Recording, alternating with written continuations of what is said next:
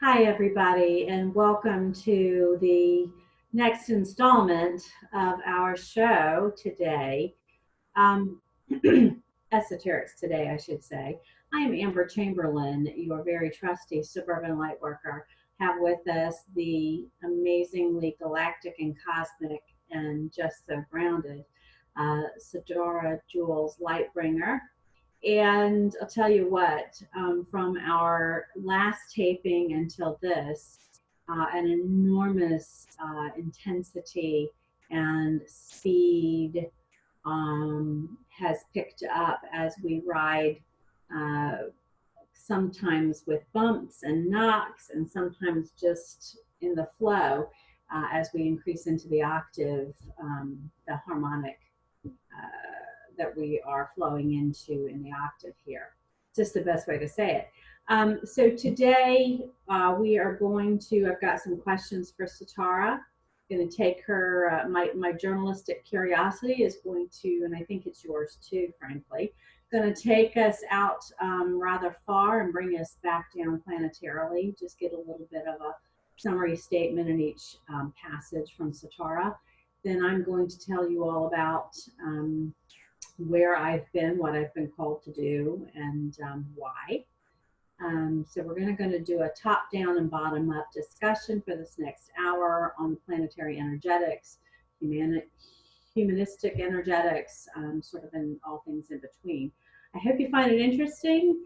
I suspect that many of you are familiar with bits, pieces, or whole of what we're talking about today, but we always try to be on Esoterics Today, a place where you can come and kind of get the skinny from two middle-aged, women, American and European here, my British colleague, and just sort of consider yourselves in your personal lives, in your families, in your work, giving you some clues as to what you really are dealing with, or at least giving you some feedback about that. Sometimes we don't have anywhere to go, nobody to talk to about it.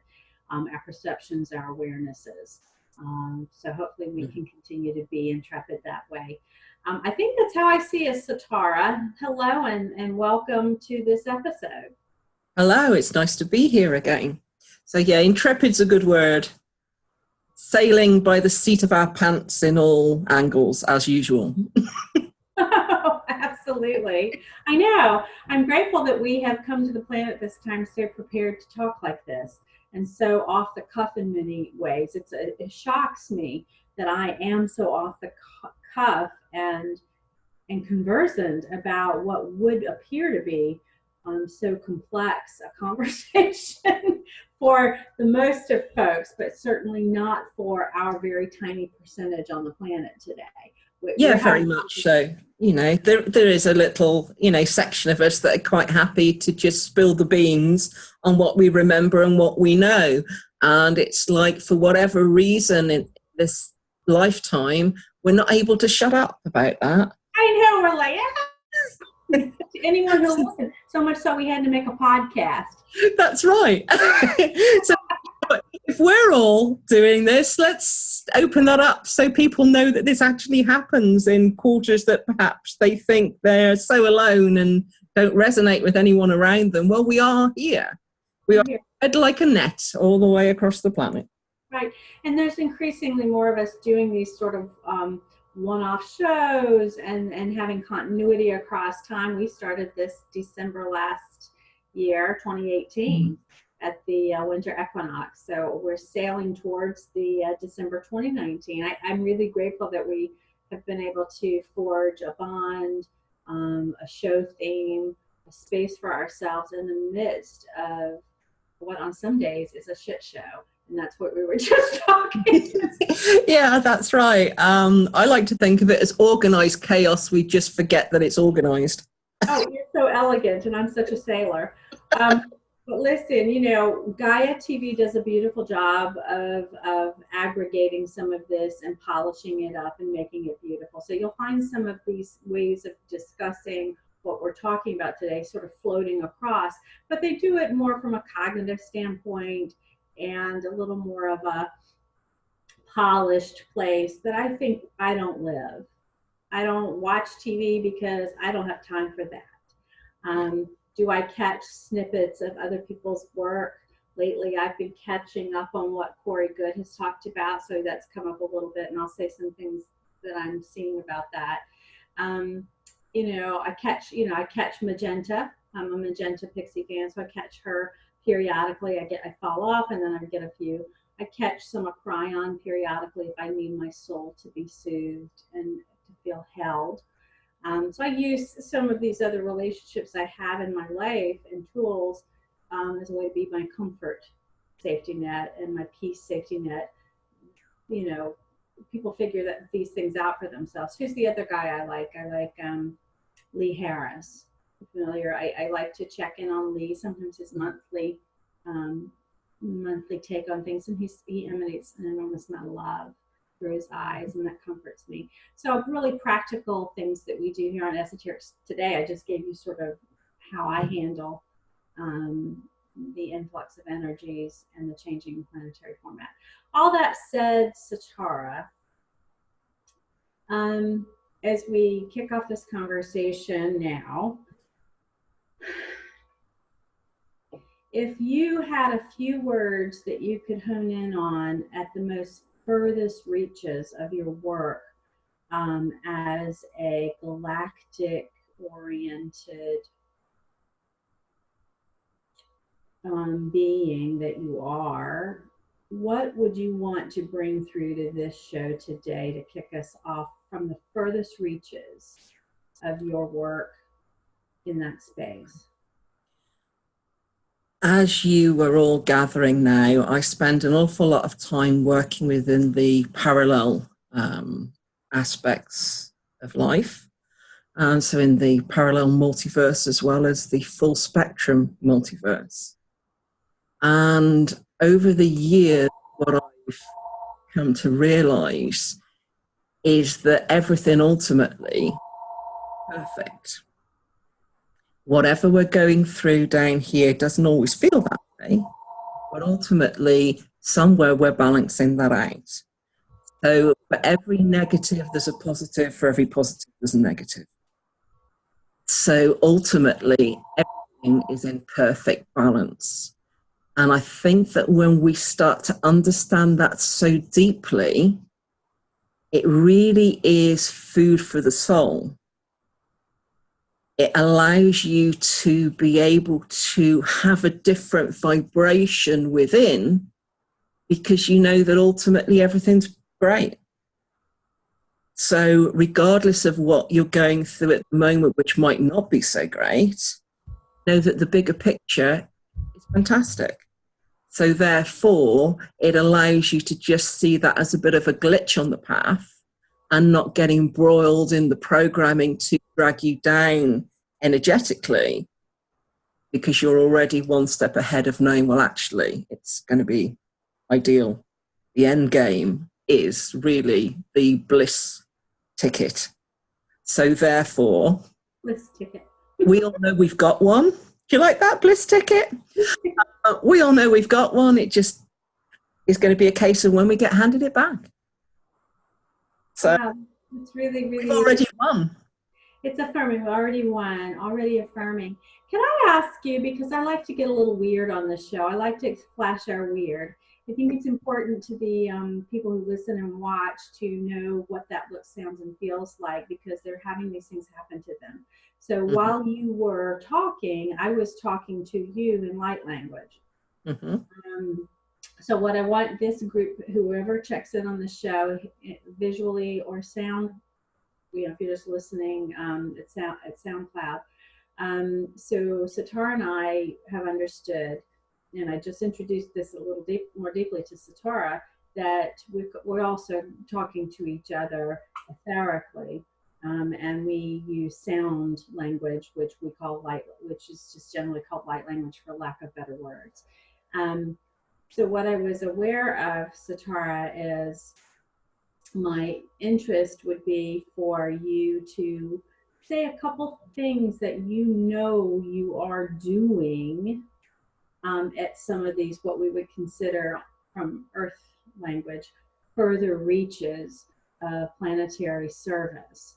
I think it would be helpful for, and hopeful too, to add to your story of the bliss ticket, what that means that you're doing. And when I say you, Sitara, you understand what I'm saying. What I'm saying to the crowd here today is who the you is and how you would define that you dimensionally, and how you contribute at that space or level with what's going on today planetarily. Can you do that? Are you on my wavelength here?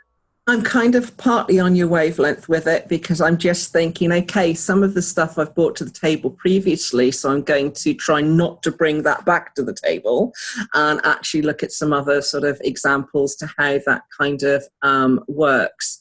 Now, I know that we've touched briefly on councils previously on the show, and we have just done that very, very briefly, just referenced. That would be a great one to take a little bit further. Very much so. Council and discuss that work there, because I think it's important that people really understand the nowness of us, not past, not future, the now.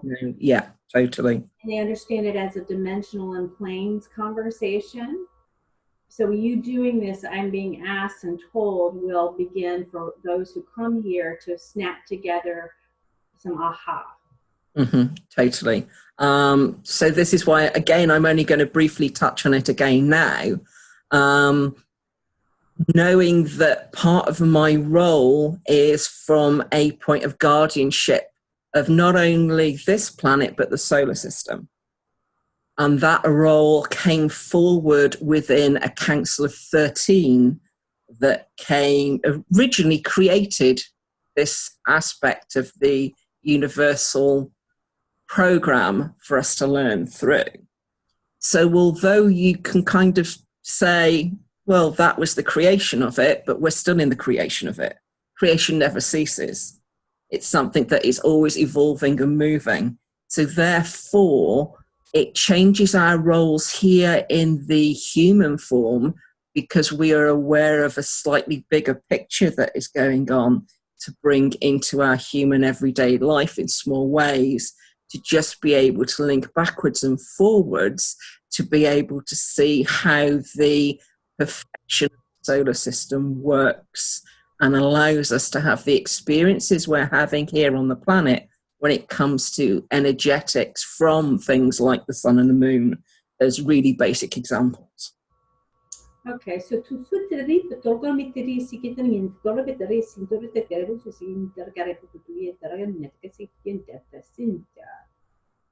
Yanishtiaha Turianietiaka Usta Ihena Yachta Yatiniakaya.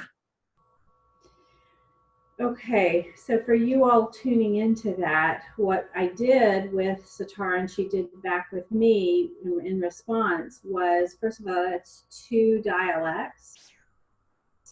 This is reflective of council work, where she and I sort of cross up at times. We just discovered that.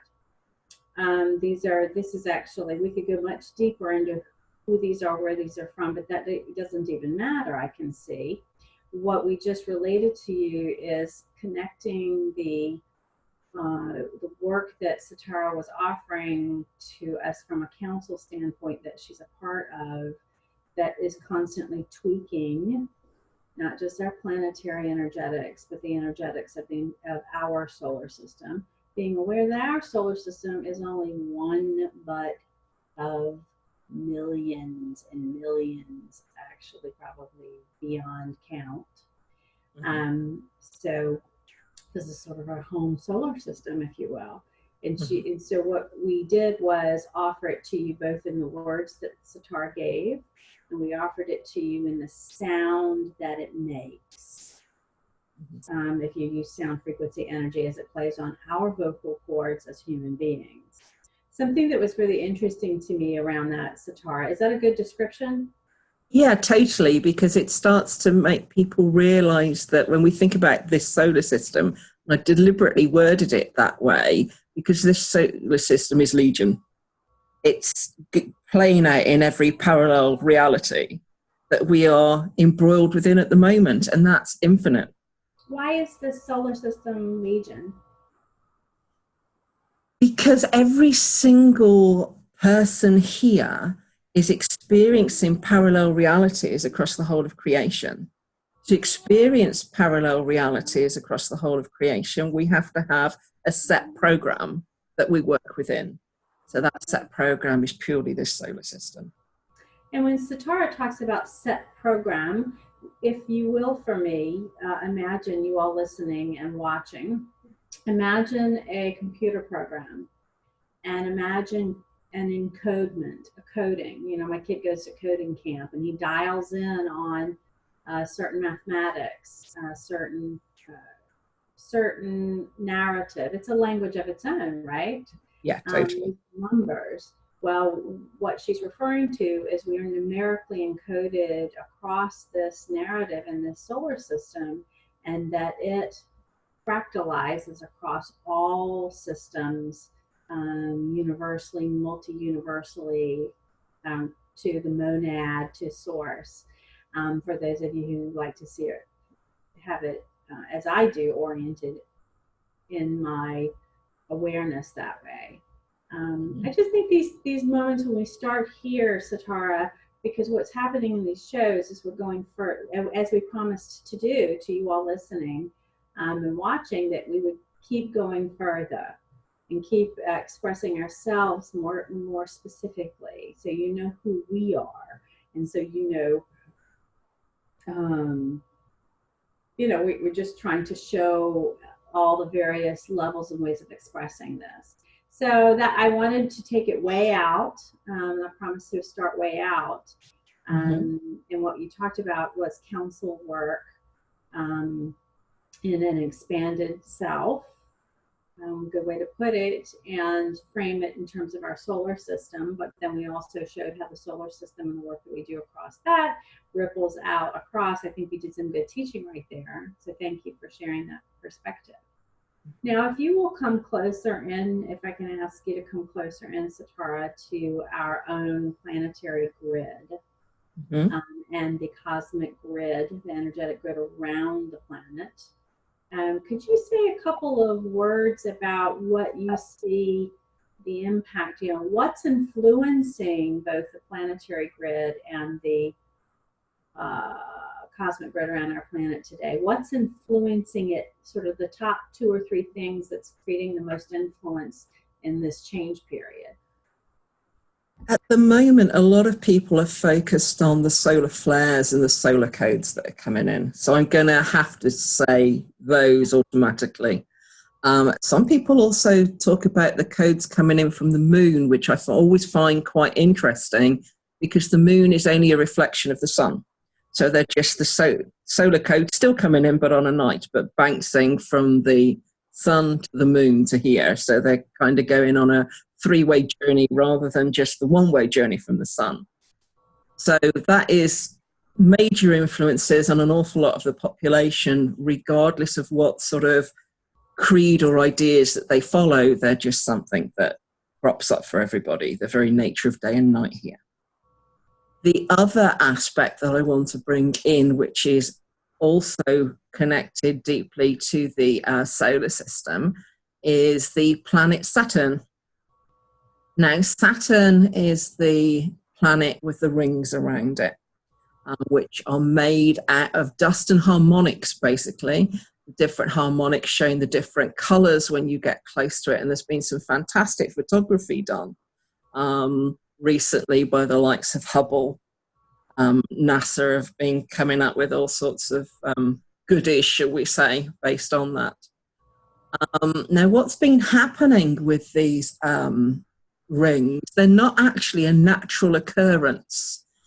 If you look at how any of the planets work, the very nature that they're all spheres and turning, it would mean that the layer would be round rather than just a almost narrow toroidal field. And they had been linked to some of the AI programming here.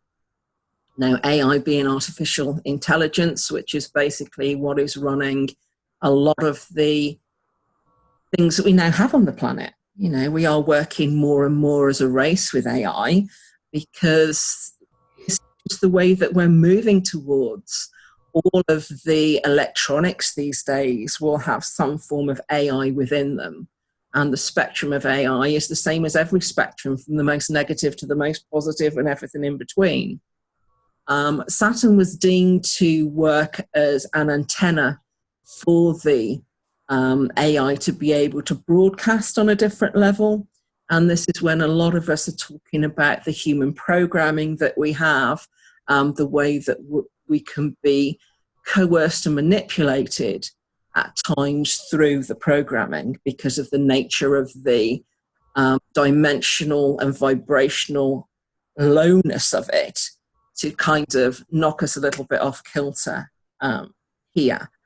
Again, it's something we've all signed up for. It's just a series of lessons that we need to be able to understand, to be able to move away from. So I don't really see it particularly as positive or negative, it just is. But it's useful to see that there's a lot of narrative going on at the moment talking about AI, and more from a point of view of negative than positive about it. Although, as I say, it can totally be both. You know, you've got some AI that works here that is very benevolent. So it is very much got the human interests at heart to be able to forward our thinking and how we interact with things, and to actually evolve us to a different level. But of course, it's then got its partner in crime that's trying to stop it doing that. So it's always this like little battle that goes on. So I think it's important to just, you know, mention and cover that as well, because it's everywhere. You can hardly turn the laptop on these days without something coming up pretty much within seconds about that in some way, because even sort of transferring down to the likes of things like TV, which I don't watch TV. I've got better things to do with my time than actually turn a TV on. Because again, it's not called TV programming for nothing, because that is exactly what it's been used to be able to influence the population to a greater extent through, you know, a great job. Yeah, it does a fantastic job with it. You know, some of the stuff that you hear about, you think, oh, right, I'm glad I don't ever switch it on. But yeah, that's like another story. But of course, you look at the media, the way that that works now as well, again, through the programming. Absolutely. So yeah, so that's something else that's starting to like feature more.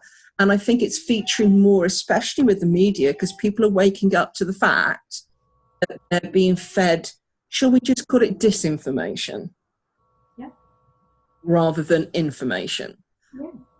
So the agenda behind the kind of agenda. So it's been very tricky of late, and I want to kind of say 3 months of late has really been sticky energies around because of everything that has suddenly moved to a different level of bombardment as we're just moving through the lessons that are pre-designed for this year, really. Yeah. I really appreciate you. So just to recap,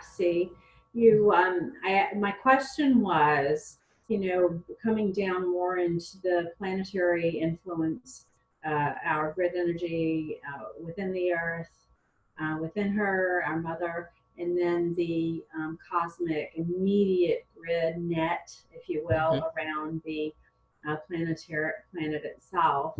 And of course, I'm using all this quite loosely. It's just the best words we have for discussion, right? Yeah, totally. And the top note was you mentioned this matter of, did you do Saturn first? Or was that Saturn? No, Sun and Moon first. Sun and Moon first. So the very first thing, second Saturn. So yeah, when we really are talking about the cosmic flares and the encodements coming through our sun and our moon, and particularly the sun, I think we are more on mass understanding. And when I say mass, even within the light working, we are aggregating our own understanding, and you know, where two or more are gathered. changes the field. Yeah, totally. Our Jesus the Christ, the Christ's understanding of one, the law of one. The more of us that come together with understanding, we actually create. We're creators. We're builders, and we're building that framework of understanding that we are being impacted at no time through our cosmic gateways, most specifically on this planet, the sun. I think that even as light workers and starseeds, we didn't know that en masse, and we were in our various little pockets with these ideas, but now these are just sort of accepted tones, accepted formats, and that's part of the sacred geometry, geometric building race that we are. That is what's changing the planet. Take your cues from every word that I'm saying, because they are highly encoded with content for those who listen and watch, as this whole conversation is. So, so the influences, and you can see it if you will go to Noah. I guess Noah and NOAD, is it, or who is it that does space weather? There's a few different places where you can take a look at the Schumann resonance in the planetary grid, the Schumann resonance, and its peaks and valleys. But it is, if you will look over maybe the last 10 years, you're going to see a pattern of change that's remarkable that they will speak to in their scientific literature. If you will, the toroidal spin of the planet has changed. The place on the axis of the planet. This is all quantum science and quite accessible to those of you geared into being able to see that. It's not necessarily spirit science. It's actually quantum mechanics, and it's all there for those of you who like that way of getting at it. So in terms of plasma, what's hitting the planet from the ejections of the sun, you can take a look at the solar plasma, I think is one way to take a look at that. Totally. So Sitara, I take it that's what you were talking about on that first element, yeah? Yeah, very, very much so, because at the end of the day, the grids are all connected, so therefore everything within the grids automatically affect everything within the grids. Right. Yeah.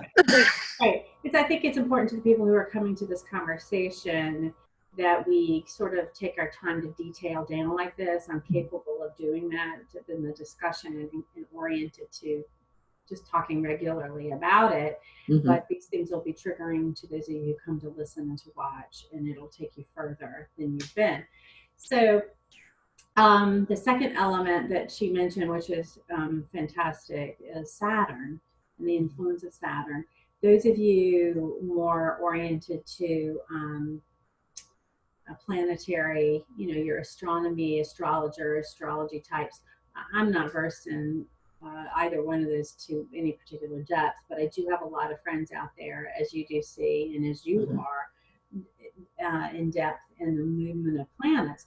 But something that and the influences of planets. And by the way, Edgar Cayce did a really good job.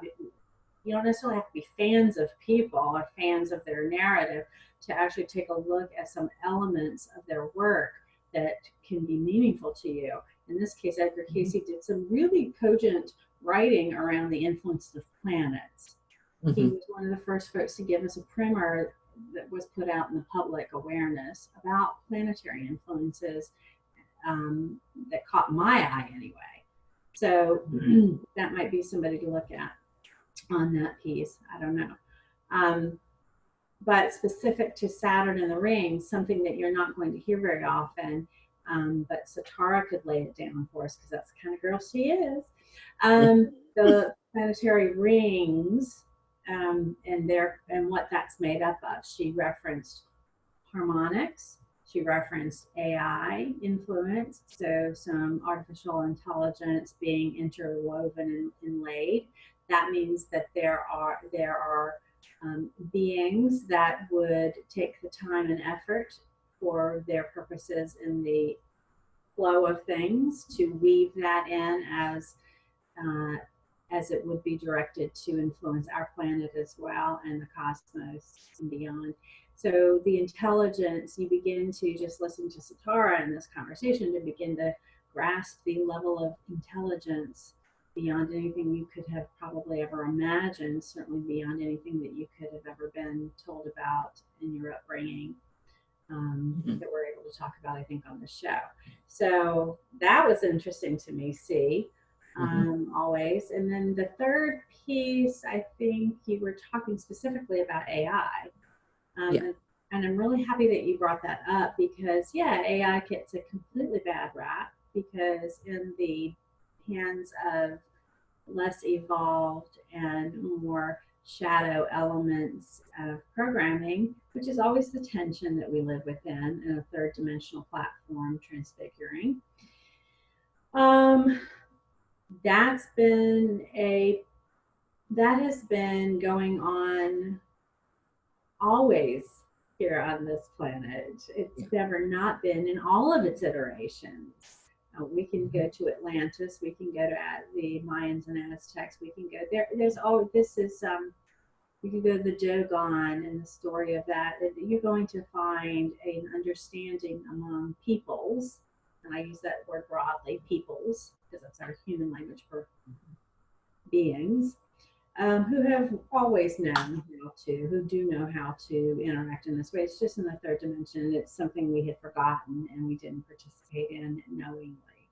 So I'm glad that you mentioned it from that perspective too. So those are the three notes of things that I think if you will open into your understanding, you'll also be able to be conversant yourselves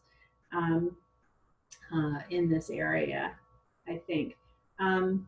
My sensibility, Sitara says that the reason we're having this depth of conversation today, and if this ramped up from, say, a year ago when we started the show in December, almost coming into the year, is because, or 6 months later, 8 months, 7 months later, is because literally things are going that much more fast, and we are wayshowers that are here to report on it. And to increase the speed of those who listen and watch, because all we're doing is turning you on. We're not telling you anything you don't actually have access to know yourself. We're actually just lighting up your motherboard on it as you listen. Is that a good way to put that, C? Yeah, I think that's a nice way of putting it. But just like, making sure that, it's hooked in. It's hooked in, and then you have the opportunity to hear the cues, to watch the cues, to be involved in the energetic of the cues, because it's all a timed awareness and timed release on our planet. Totally. And everybody will be different with how they do it, because that's the whole point in being human. We are unique. No two people are the same. No two people replicate, which is fantastic. That is amazing, right? It's a beautiful, beautiful story to remember. That is your bliss, part of your bliss ticket. Well, I will say one of the tips that I got, that because of what I've been doing lately since we last filmed, I've forgotten to remember, which is to charge your bliss as often as you can each day. If one of the things the guidance is telling us, it is to, as often as you can remember it throughout the day, to ignite your energetic system, ignite your nervous system, your cellular system, turn it on, turn it up, party like a rock star in it. Bring the heart-based bliss charged love, love charged bliss, love light, light love. Bring it on full blast. If you want to train your human to hold a vibratory resonance and not have so many peaks and valleys, we have to practice certain ritual. And that is was a clue that I got in this last year that I did for quite a while. And then because I've been mucking around in the sewers of 3Ds and hip waders lately, and having to wash the poop off me every night. And put my armor on every morning. Doesn't that sound delightful, people? I have forgotten the power of charging my system throughout the day too. It sort of comes and goes, but I'm reminding myself here too. Yeah, totally. Because the thing is, we can get so immersed in what we're doing. We're concentrating so hard on what we're doing that everything else is away. Right. you know. And yeah, remind myself every day that I am happy. I'm happy. I'm great. So on that basis, why do I kind of move away from that occasion and go, hold on a minute, no, this isn't where I live over there, I'm happy over there, great, okay, back there. Back to, yeah, meanwhile, back at the Bat Cave. Yeah, that's the I one. mean, there's right. Come back. So, so let me, now that we've said those top-down elements, because I think that they were really important for this conversation now for the second half. Let's pivot now to the bottom-up story, and I want to tell you what I've been doing from an energetic standpoint, what I'm seeing, and where I've been, so to speak. So I'm going to remind us, and I mentioned this in a prior show, that, and C knows this from me, because I think this is about the time Sitara and I were meeting online. I was like, what the hell just happened here? That's usually when I meet people like Sitara. I go in search of somebody knows what has just happened. And I'm going to ask until I get to someone who can tell me. So I would say about 2 years ago, almost 2 years ago, I had this, I have an enormous amount of phenomena that happens. All of our kind do. I've become over years now increasingly aware of it. And one of them was one night I'm lying in bed and here comes what felt like an entire person just falling from the heavens almost, to put it in plain words. And as I was lying there minding my own business, my husband's lying next to me and I'm reading a book. I put the book down and my awareness was called out into the ethers. All of a sudden I perceived this woman's body just lofting down and then being pushed, like there I went, as if I was a person sandwich. The person's body came down and just, it beautifully fit right into mine. And I'm looking there and I'm like, who was that? And so I say to self, who is that? And I'm told, Marguerite. Her name is Marguerite. And because of who I am, I'm like, well, now that's interesting, but I don't know who that is. It was completely benevolent, completely benign, just the sensation and watching it. And I was like, well, okay. So the next morning, yes, I don't jump out of bed immediately and start Googling away because I'm going to finish my book and go to sleep. Because I've learned in my life that, it's just another day in my life, another moment of weirdness. Yeah. So the next day I began, and my guidance, as yours does, see, and as everyone who watches and listens to this show, you can pretty much depend on the fact that when you are ready to go make a Google passage at this, you will be shown within the first stroke who you're dealing with or what you're dealing with. Would you agree, Sitara? Yeah, totally. It's all laid out in a path in front of you. Yeah, because you're to know. And so I go and I'm like, oh, this is Marguerite Duville, who is the head administrator for the most impoverished people. It's a hospital system in Canada. She was actually a saint who started hospital system for impoverished people. I forget the name of her hospital system. It's still in Canada today. She's actually a really popular figure in Canada. I ain't Canadian, so I had to sort that out.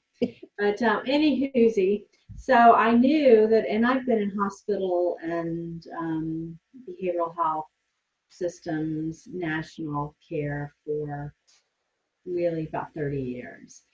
But I've been able to, at that point, when it happened, I was still dabbling around in spirit science and deepening consciousness work and doing client work and much smaller bodies of work in healthcare. By the time Sitara and I met, I was able to focus more on this stuff. Well, I knew, unfortunately, fortunately, that my time was probably going to get foreshortened because if that happened, then that meant I was probably going to have to go back out there. I knew that was probably going to happen, but I tried to ignore that it could happen, and I just pretty much stayed in my hidey hole, like us light workers like to do. We like to stay in our hidey holes, But I also knew that we had been being asked for the past about 4 years to come out. Not only come out and talk to each other and find each other like this, but also then to take our show on the road. And I don't just mean showing up in events like consciousness festivals. We're all preaching to our choirs in there, and they're beautiful, and it's increasing the mass awareness and built as a race of builders on our planet that are here embodied souls. We are bringing the new dawn to the planet. We get that. Mm-hmm. I would prefer just to stay with us. I prefer just to do festivals. I prefer just to talk to us. I prefer to, it's more fun, it's more delightful, it's more my people's. We understand each other. There's less friction, more love. Although don't get me wrong, there's a lot of bullshit going on there too, because of course it's in the human format. Of course. But to make a long story short, I got the job offer. I took it. It's a shit show. And but it's loved work, and it's specifically in the field of addictions and addiction medicine. And I'm going to stop for a moment so you all can say a quick energetic prayer for me, because when I just said that to this community, all of you wanted to dive under a rock. Me too. Let's have tea under that rock together.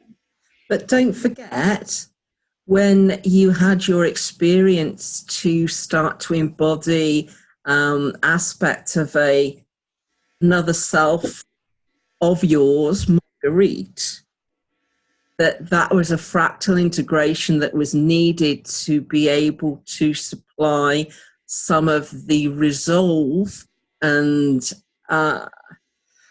metal almost that you needed to have in a different way in your embodiment now. I'm shocked at who I became. And I tell you why, Sitara, to your point. When I started my clinical career many years ago, and I'm a clinically licensed provider in several states here in the US,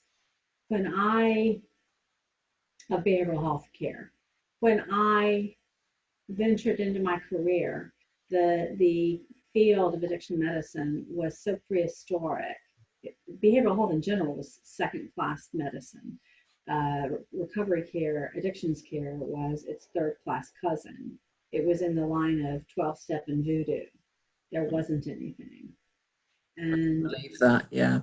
Right. And so when I came out, I was like, oh, hell to the no. I'm not paying any attention to addictions medicine as a social work type. I'm never going to, A, I ain't going to be able to make any money and support myself.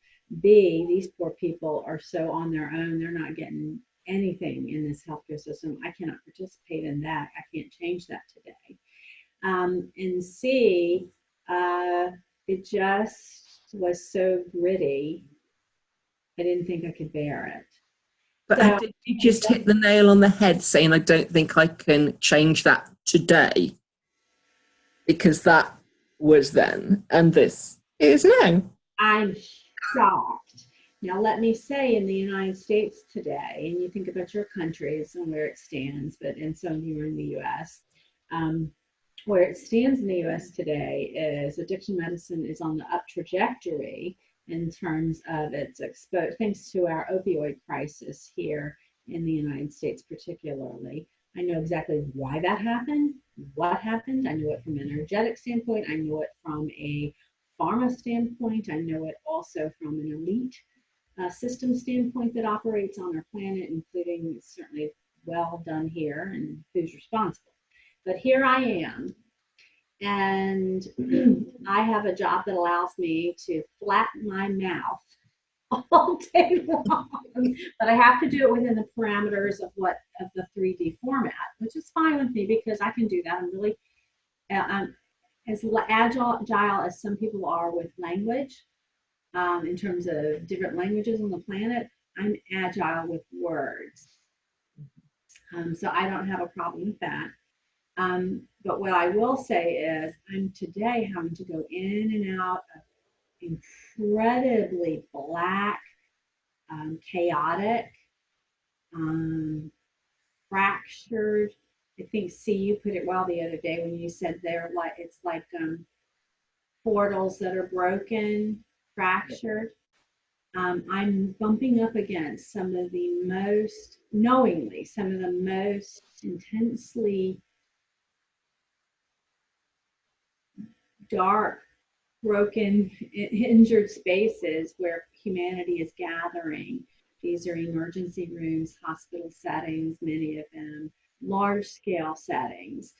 And I'm being asked to bear witness. So as a light worker, I'm being asked to bear witness because what's happening is I download that information. To see me like I know what's happening as a light worker. I'm being used as a viewmaster.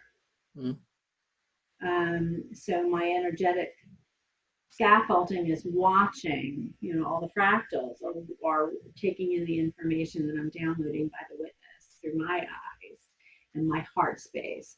I'm also conversely serving it, because you do not bring a little bit of an energetic badass like this sister into those places and not have a ripple out. I don't even have to intentionally do anything than that the architecture is beginning to put itself together in a new way. I'm shocked at the conversations I'm having in the workplace. I'm shocked that my colleagues, my boss is actually fairly, Sitara, if we represent humanistically on the planet sort of I would say like a 1%, you're more like a 0.03. I'm about a 1%er, right? In terms of consciousness on the planet, we are awake. She's operating probably, if I had to give her a measurement, she's probably operating about at the bottom of, she's right at that 30%, 28 percentile, which for this planet is pretty highly evolved. I'm shocked to find her. She actually is the one who came calling me. So what I'm trying to tell, and then the other women, particularly women, the goddess works through all these healing arts, right? These other women who are serving with me right now, they are probably at about, they are somewhere in that developing into their consciousness. So they're probably more at that, they would be sort of the 35th behind her percentile. And you can look, for those of you who like to look at things analytically, you can go out there now and see kind of spiral dynamics or see consciousness, what we've constructed, so you can understand sort of where people are. Of course, that's what the humans need to do. We need to up, down, up, down. It don't work that way, really, but Sitara, we got to work with what we got. Yeah, we've got to work with what's here. Yeah, the Jacob's ladder of where we are. The Jacob's ladder where we are. It's a good way to put it. I'm saying all this to you because some of you, we're all light workers here. We're all starseeds here. We all know that. Some of us have full-time jobs out there in the 3D platform because they're serving it. I'm just sort of an intrepid reporter about this angle from addictions and chemical programming and chemical influence that's used on our planet, and how what I'm seeing and that it's changing. In other words, I don't get involved unless something is about to break open. And so I'm at a point, and this system that I'm working for is a national, brand new, so contemporary, 5-year-old organization in the United States that has a lot of money behind it, investment behind it, to become a national player. So I think what I'm also reporting is, if not this one, others are coming. That when we hear about new ways and new, more humanistic formats, I think this is a good example of one that's coming on the planet. So Tara, just from this piece of description, what comes up that may be helpful to our viewers and listeners from what you're hearing me talk about? Well, what I'm hearing you say is basically this is a new level of way showing within the mental health sector. Whenever there is a new way shower, it takes a little bit of time to get into the groove and into the space of nailing it down to a certain level of function, which is what's happening at the moment. And what that basically is doing is opening up the parameters of the greater consciousness that are linked in to that specific set. It's opening that up wider for others to be able to tap into that information.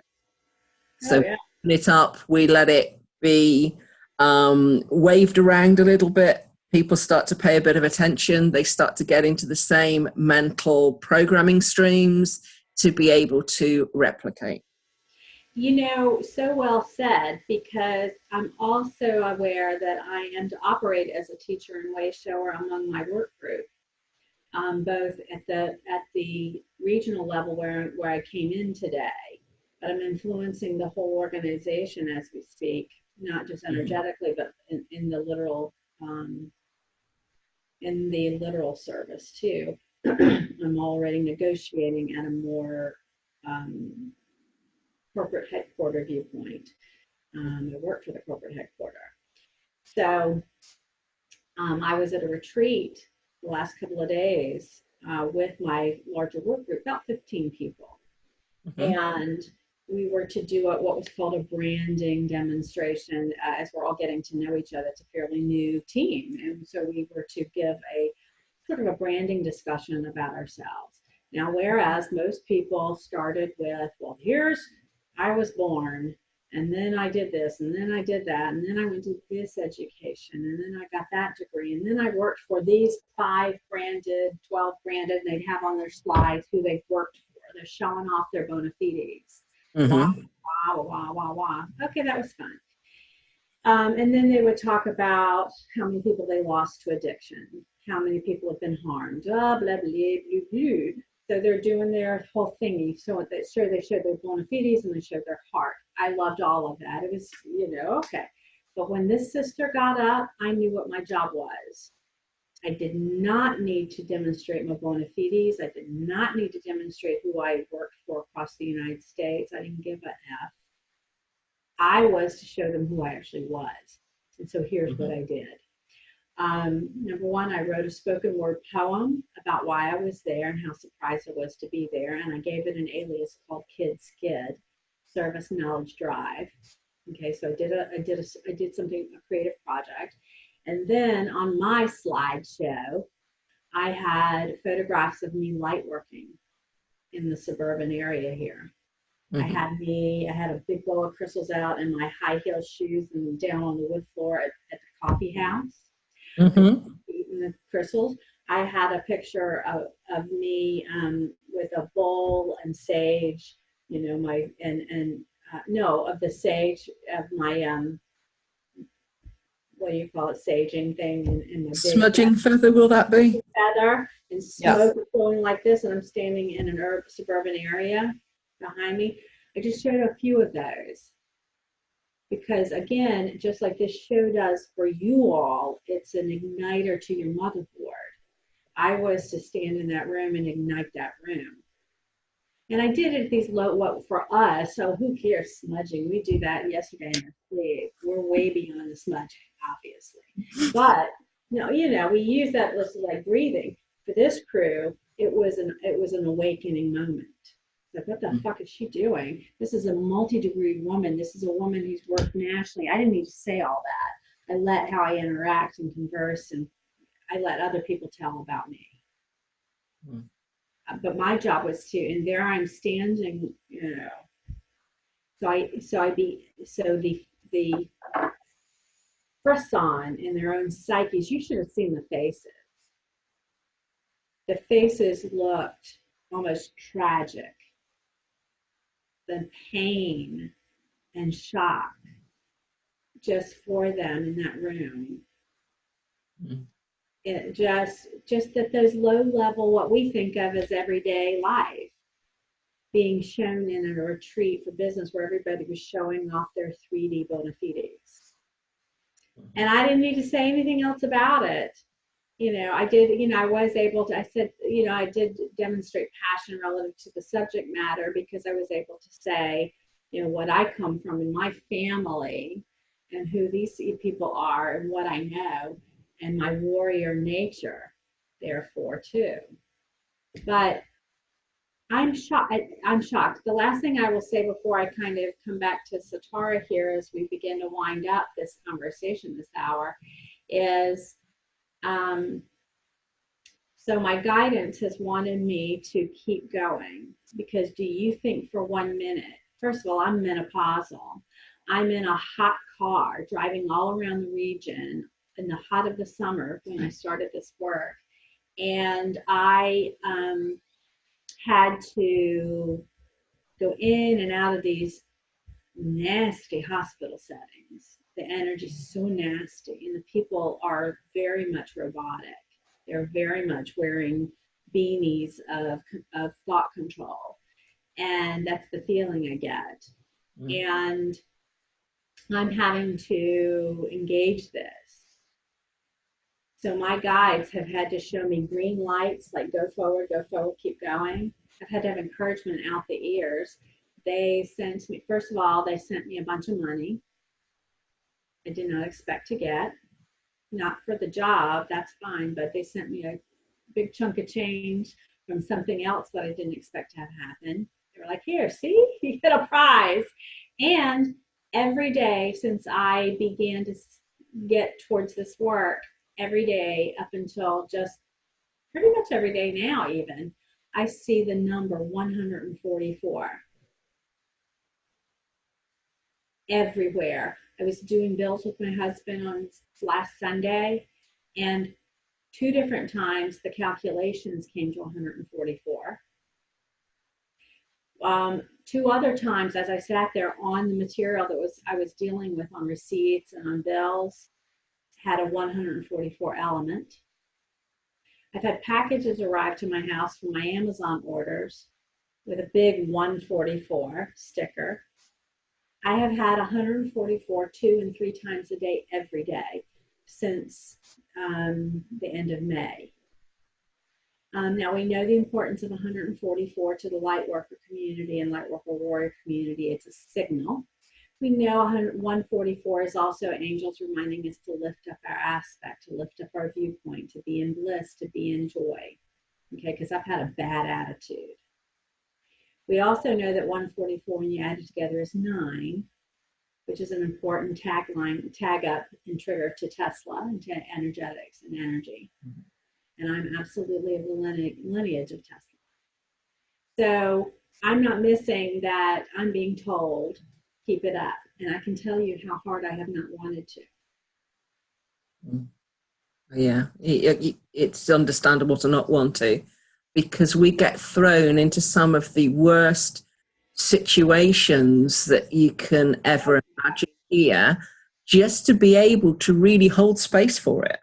Oh, God. Space for it closely rather than from a distance, because we can all think, right, we can focus on that from a distance, that's fine. But to actually make the real difference, we have to stand in it. Up to about here. Oh, I got the hip waders on, and I'm every day coming home covered in shite. It is a hard call, and we have all been called into those situations at times. But they always conclude. Praise God. Totally. So, yeah, I'm not very much so. With the 144 to me is always 9. It's always 9. With the links that I carry to like Sirius and Arcturus, 369 is just like a never-ending cycle for me. I do everything 3 6s or 9s, and then I don't even know I'm doing it, and then I go, oh yeah, okay, right. I bring this to us as we come to a close. I share this with us because, number one, I knew that I needed to come talk to us about what's happening, not just to me, but to you, and why it's happening this way. And when I was first realizing this was happening, I had at least one friend going, oh, hell to the no. I wouldn't do it. I'm not doing it. I don't need to do it. I'm not doing that. I'd rather be poor. I'd rather be this. I'd rather be that. And that's a really powerful mighty Isis of a peer in our work. And I totally knew what she was saying. I totally felt it. But I also totally knew that I serve at the pleasure of all that is. I serve as a magnetic healer to this planetary condition. I am dedicated to it, just as you are, Sitara, and just as you are, who will listen and see this. You all, I bring this, we brought the top-down, bottom-up discussion today because you guys, that's what you're here to do.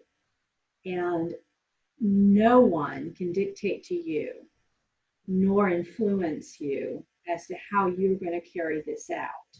You're here for a specific job, and you are going to do it. You're doing it now in every kind of condition. You let us reassure you that you're built for this. And for this you came. We've got it. We've got the tools. We came in with the tools to do what we are guided to do. Yeah. Missions are lay before us. And we either have to go, yeah, great, I can do that, or like, oh, I'm doing that. And it's just being able to get that higher vibe into it and go, okay, this is what I came here to do. That's fantastic then. Let's get it on and get it over with. Can I tell you that the way in which it's helped, because I'm really sovereign, the word sovereignty is so important to this community. Can I tell you the way that that sovereignty is showing up today? I am in a job today. The way that Spirit brought me in was in sort of an outer layer from the leadership level of the executive team and from the board. I'm sort of way out here. But what's happened to me is I feel exquisitely free to say what I need to say, to whom I need to say it, to shape the leadership, my direct leadership, my team and beyond. I am daring people to just say no, because that would be fine too. The enormous sense of freedom that I have, for instance. That's really good, because the problem is when you go in like we do most of the time in certainly middle to upper management, yeah, you're bound by a certain set of ethics that aren't allowed to come out of your mouth. And I don't have any of that. Walk away from that, you no longer have that gag on, do you? So I'm sort of shocked and surprised, and I'll report to you when they've had enough, because that one's when enough will be had. Of course. And I will go serve elsewise. In other words, this enormous level of freedom is delightful. First of all, I'm highly intellectual. You've already gathered that. There's a lot to say, and I can say it in a million languages. And I know what things need to look like for the person who's going to be receiving the care, for the human at the other end of this blah, blah. And this is an industry that has been allowed to languish in the shadowlands and have shadowy business behaviors and ethics that affect the consumer. And I have a white sword out the size of Excalibur. It's another trigger. And I'm swinging it mightily. And I'm shocked that so far, as a matter of fact, just the other day, I said to my boss, when I knew that one of our competitors wants to do business with us in a certain way that is A, unethical, and B, borders on patient brokering, I said to her, that's bordering on brokering and that is unethical. And at first she didn't know what I was talking about, because that person has now gone around me and is going to try to work her into it. But I got to my boss before that and said, let me tell you why that is. She wouldn't have known. She comes from pharma. Need I say more? Of course. So they have their own certain set of blinkers in pharma. Right.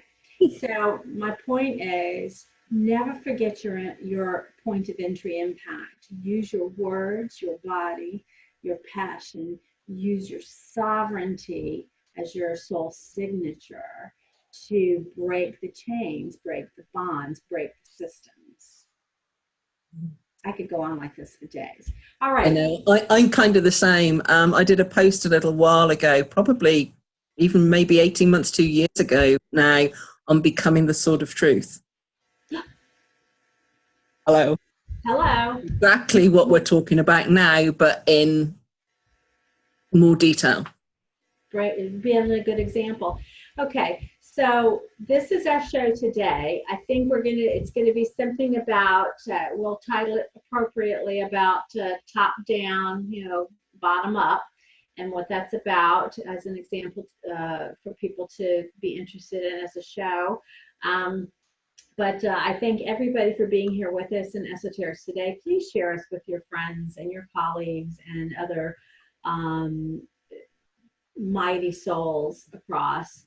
I hope we are able to talk about it in a way that feels like, it's not like we're all in purple wigs and, strange face painting, although we love that too. I think the way we do it here, Sitara, and being two middle-aged ladies, really gives us some truck across more people who would be able to hear it done in this kind of language and place, who are not going to go to the Consciousness Festival, who are not going to go to ufology events, who are not going to run into Corey or to David Wilcox or those types, or your types in British parlance, whatevs. But could just take it in as an interesting conversation by two regular looking people who ain't regular in any way, shape, or form. Yeah, I definitely don't come under the category normal. What is normal? Ain't no such a thing. That's a program. No. Okay. We love you all. We're grateful for you to be here with us. I'm grateful, to you to continue this dialogue. I was aching to see you to do this show. I was aching to tell this story. I knew that the part of this was I'm supposed to be an intrepid reporter about what I see, hear, and feel. Totally. So, so we will wrap it up and say thank you very much for joining us, whether you've joined us on YouTube or SoundCloud. Thank you very much for taking the time with us. And we will be back for the next show in September. Much love. Everybody. Much love as always. Bye.